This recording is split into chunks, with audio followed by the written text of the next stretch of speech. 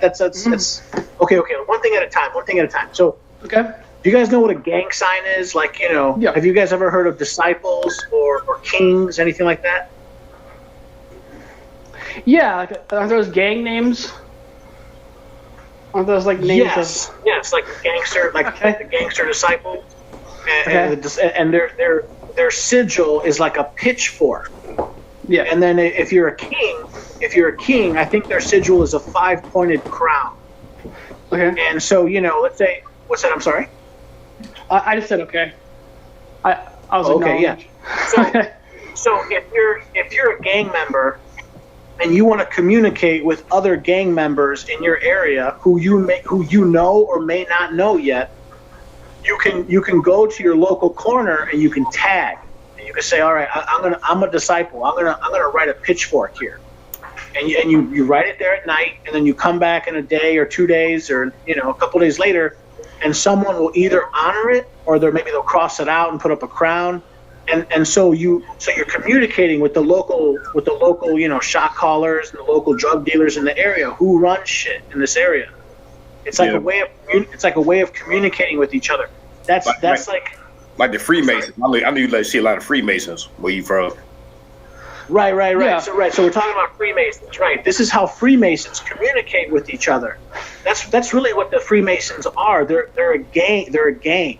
In fact, I believe that all the local gangs, whatever, the P-Stones or the Kings or the Latin Kings or the Cobra, the Four Corner Hustlers, all these guys, they're actually run by the Masons.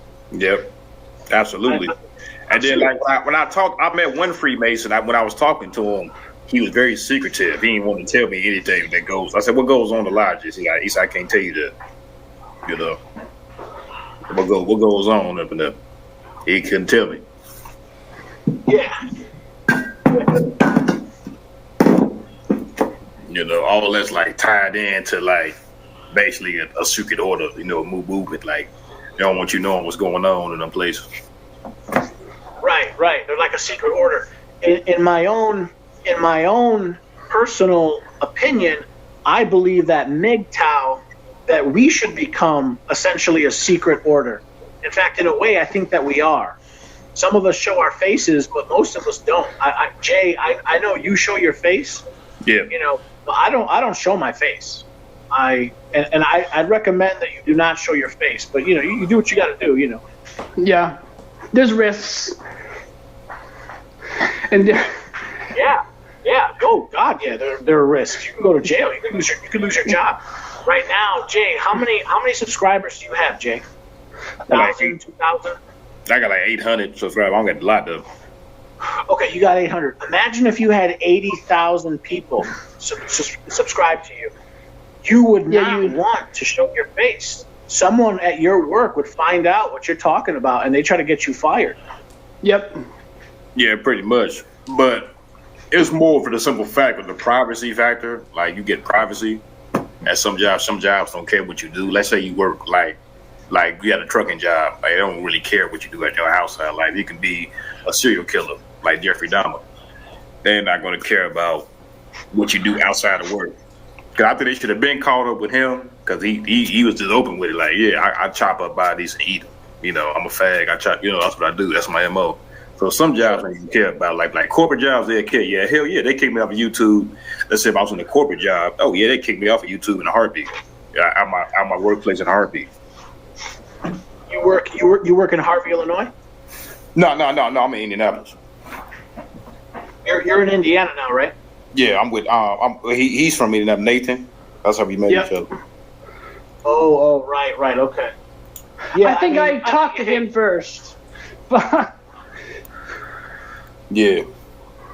Yeah, I reached out to him actually because I didn't know too many people. So I was like, I see this guy is from Indiana and I have to see if he won't accept me into like his little group corner thing. So.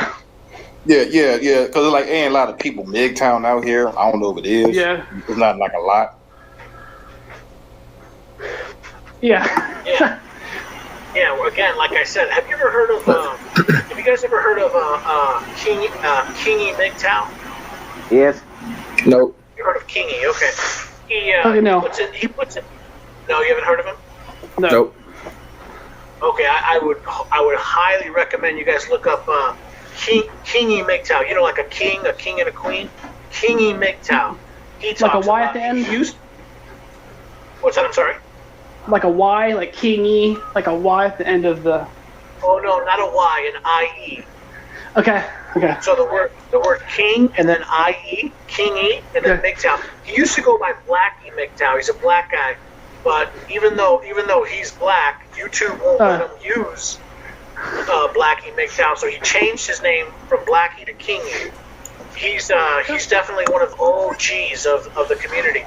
He talks about it. He says Mgtow, essentially, we constitute a silent order of men, and we're like the White Lotus Society. You know, we're like the Resistance. You know, we're essentially an undercover, underground resistance movement, if you will. Yeah. Give us something to do. Yeah. Oh, you talking about Kingy Mgtow? Oh, yeah, I heard of. I ain't listened to a lot of his videos. You're saying we should organize. Yeah. I see the controversy on it. I want to say something, but I don't know how to integrate it into the conversation since we're talking about organization. I'm on my TV now. I'm going to subscribe to him right now. Listen to his videos. Kingy Mgtow. Oh yeah. Yeah, I'm looking on my tablet. Oh man, look him up. And a nice thing about his videos is that they're not real small, short, shitty videos like 30-second shorts. They're long, 15, 20 really minutes. long, about for even 30 minutes sometimes. Yeah, 30-minute long. Yeah, exposés. Yeah, he does a lot of good work. But I mean, he's an old geezer. The guy's in his 50s. I like his format. So Yeah, he just sitting in front of the camera and talks about his experience. Do you want to know how we can take out the West, though? Really easy? Because since we're talking about organizing, I was talking about this in the Mgtow group. What if we all became truckers and then just stopped working on the same time? And it'd be easy to get into. They do that. They do that all the time. That's what's happened recently in Australia. They do that like every year in France. Yeah. It shuts everything down for a couple days. Mgtow needs to infiltrate that field because they're desperate all the time, and that's easier to get into like farming or something. Well, whenever we get into this topic, I always love. See what I think. Okay. So Jay Mgtow, this is Jay's live stream right now, and when I was online, I was looking. This live stream I think was dedicated to I think it was like resistance against social media or something about social media. Yeah. Well, I signed the petition, but I don't think it's going to go anywhere. Yeah, it's like No. I think. See, like we're fighting like a non-conventional war. Jay's talking about we gotta the social media stuff. We gotta boycott it. It's not going to work. It's not going to work. You're talking about organizing. Yeah, I think we should do something more like that, but we have to do it a certain way because you're not allowed to do it in other ways. Otherwise, they're going to call us a hate group, and that's what they're doing now. They're like, for example, you guys remember this is already a long time ago. Was this a month ago now? Was this like 6 weeks ago? There was that guy in Britain, in Plymouth, England. He got a shotgun. And he killed like 6 people. And the media came out and they were saying, "Oh, he's an incel. He's an incel." And they started talking about. You heard about that guy? His name is Davison. You remember him? I think so. This sounds familiar. So. Yeah. It's clicking some buttons. Anyway, so what they're trying to do is they're starting to call. They want to link incel with Mgtow. Yes, and they want to do. And they want to link incel to extremism, and they want to link incel to white supremacy. And racism. Yeah. Or they use the term white supremacist. And I also saw homophobe on Wikipedia. Right. All of it. We hate women. We hate people of different races. We hate homos. All this stuff. the point I'm trying to make. See, that's why if you listen to all of the top, like if you listen to the King and Mgtow, you listen to all these guys like OGs, guys who understand they've properly mapped the social landscape and the political landscape. We purposely do not want to call ourselves a movement, because if we call ourselves a movement, then they can label us a hate group or a hate movement, and then they can come after us legally. They can bring RICO statutes against us, and then put us in prison. That extreme individualism is a double-edged sword. Yeah. It is, because we're not organized, so we can't really fight back effectively. But they can't infiltrate us as well, and they can't label us as well. They can't organize. Kingy, go look up Kingy if you never heard of him. He's got a good video on this, and I think he's totally right. And I've spoken with other Mgtow, and some of them agree. And we should not. Okay, the way Kingy Mgtow puts it is, we need to become a silent order of men. Yeah. We should not organize where we've got like a central location, we've got a capital, we've got an administrative building, there's a president, we're going to form a corporation. No, we shouldn't do any of that. Yeah. All we need to do is we need to get as many men as possible to think like us. We essentially need to convince men, all men, white men, black men, Mexicans, but not just in this country, everywhere. We need to start convincing men to become Mgtow. And then he just talks about how to do that, how to implement that. Yep. Yes, yeah, I agree. I do think that we should kind of politically do what other politicians do, like say, we're not this, they're trying to slander us, why, this is why. I do think we should do that too, because that's what every politician does, and every politician has to deal with that. The slander, even if it's not true. We just say, we're not this, we just keep doing that. I'm not saying that. So, I think eventually what Mgtow want is political change. I understand where you're coming from. I mean, think about it. At the end of the day, what do we all want?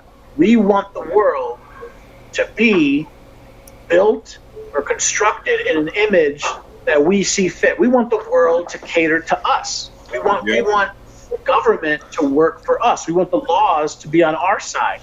We want women to do what we want. We want women to do what we say, not them telling us what to do. And then if we don't do it, they call the government and we go to jail. Yep. Right. Yeah.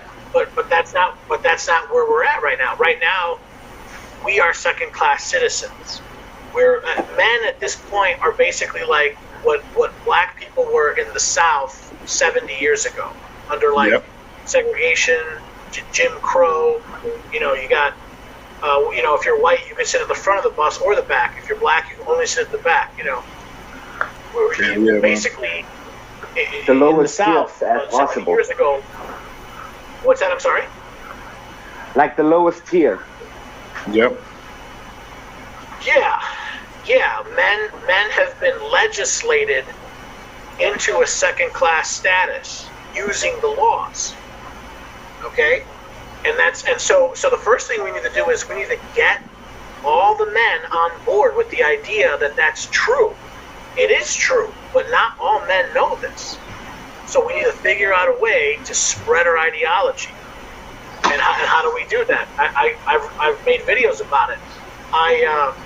You guys know what a Sharpie pen is? A Sharpie? Yeah.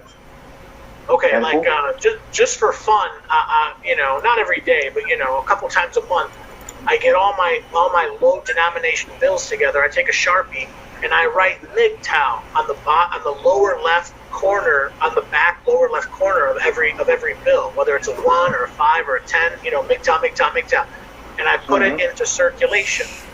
And if you guys know anything about it's called the velocity of money, or the velocity of currency.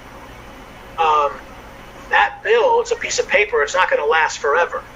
But a bill can last a year, 2 years. There are bills out there that last for 10 years. Imagine you write Mgtow on a $1 bill. In 1 year, thousands of people are gonna have the opportunity to see that.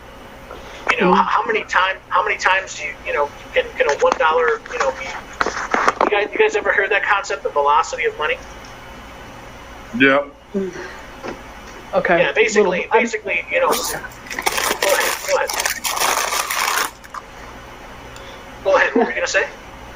Oh, I was just gonna say like, yeah, because you're gonna print it off and everybody, and if it has value, everybody's gonna touch it and use it. I mean, as long as as long as we don't go digital fully, I guess. Well, that's the thing. Right now, we're mostly digital. Mgtow right now is mostly, as Kingy Mgtow puts it, we're a mostly online silent order of men. And he's right, but I think that we should move at least partially offline. We already have a sigil. We already have a gang sign. You know that what's that thing called? That yellow sign with the arrow going up. You guys know what I'm talking about? The Mgtow sign. Yeah. Okay. I know what you're talking about. Okay. Yeah. We already have a gang sign. We already have a sigil. We already have a flag. But we exist mostly online. Okay, so let me say this. Have you guys ever heard of a psychologist? I'm sorry to talk about psychology so much. Am I boring you guys? It's okay. Change the subject. That's your platform. So Yeah. That's what you got to use. I'm telling you, it's all psychology, dudes. It's all psychology. It's all gangland. It's all gang signs. I'm telling you. Okay, so there's a very famous psychologist. His name was Carl Jung. Carl Jung talks about something called the collective unconscious. You guys ever heard of the collective unconscious? Yes. I think it's called the zero. Also called the 0 point. The 0 point grid. Like, is it like electromagnetic thing? And they believe that it affects dimensions and stuff, and all our thoughts are like on another dimension. No. Okay, the collective unconscious is a theory put forth by Carl Jung. Carl Jung basically said, and his percentage was 10%. Carl Jung said that if you can get 10% of any given population to believe something, the entire population will believe it. Okay. And it goes, and there's like subcategories, there's sub-steps, like, you know, first